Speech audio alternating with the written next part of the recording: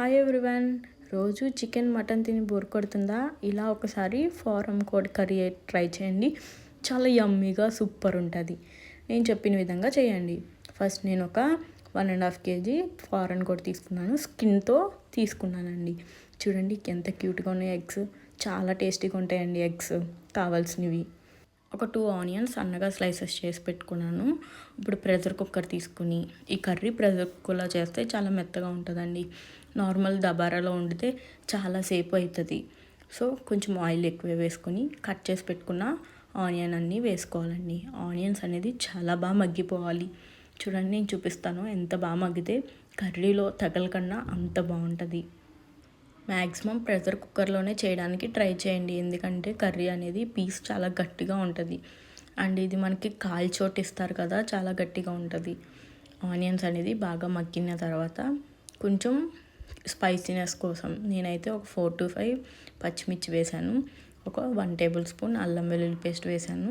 పచ్చివాసన పోయేదాకా ఫ్రై చేస్తున్నాను. ఇప్పుడు బాగా ఫ్రై అయిన తర్వాత మనం నీట్గా వాష్ చేసి పెట్టుకున్న పీసెస్ అనేది వేసుకోవాలి. మీకు స్కిన్ అయితే ఇష్టం లేకపోతే స్కిన్ని రిమూవ్ చేయొచ్చు. ఎగ్స్ కూడా వేసుకుని లైట్గా గోల్డెన్ కలర్ వచ్చేదాకా ఫ్రై చేయాలి. లైట్గా ఫ్రై చేస్తే సరిపోతుందండి. అంటే పీస్ నుంచి వాటర్ వస్తుంది కదా, అలా వస్తే సరిపోతుంది. ఇలా మూత పెట్టేసి ఆవిరికి కుక్ చేస్తే చూడండి వాటర్ అనేది 5 minutesలో వచ్చేస్తుంది చికెన్లో నుంచి. ఇప్పుడు నేను ఇక్కడ ఒక 1 glass వాటర్ వేసుకుని మూత పెట్టేసి ఒక 6 to 7 విజిల్స్ అనేది వేయిస్తున్నానండి. ఖచ్చితంగా 6 to 7 విజిల్స్ అయితే వేయాలి, లేకపోతే పీస్ అనేది గట్టిగా ఉంటుంది. ఇది మాత్రం మర్చిపోకండి.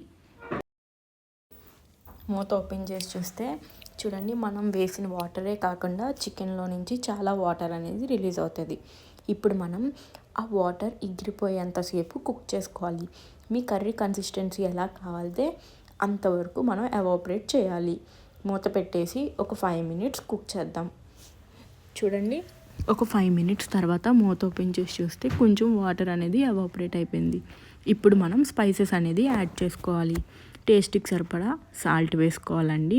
మీరు మీ టేస్ట్కి తగ్గట్టుగా వేసుకోండి. నేను ఇక్కడ 1.5 tablespoon సాల్ట్ వేసుకున్నాను. 2 tablespoon గరం మసాలా అండి. నేను ఇది హోమ్ మేడ్ ప్రిపేర్ చేసుకున్నాను. మీకు కావాలితే కామెంట్ చేయండి. మసాలా అనేది వీడియో తీసి పెడతానండి. 2 spoons అది వేసుకున్నాను. అలానే ఒక 3 spoons అనేది కారం వేసుకున్నానండి. అలానే చిటికెడు పసుపు వేసుకున్నాను. కారం నేను కొంచెం తక్కువగానే వేసాను. మీరు కావాలితే మీ స్పైసెస్కి తగ్గట్టుగా వేసుకోండి. నేను ఒక 2.5, 3 అలా వేసాను అంతేనండి. ఒకసారి బాగా మిక్స్ చేయాలి. ఇప్పుడు ఏం జరుగుతుందంటే ఈ వాటర్ అంతా ఇంకిపోవాలండి. లో ఫ్లేమ్లో పెట్టి కుక్ చేస్తే సో దట్ స్పైసెస్ అనేది ముక్కకి పడుతుంది అండ్ గ్రేవీ కూడా చాలా బాగా వస్తుందండి.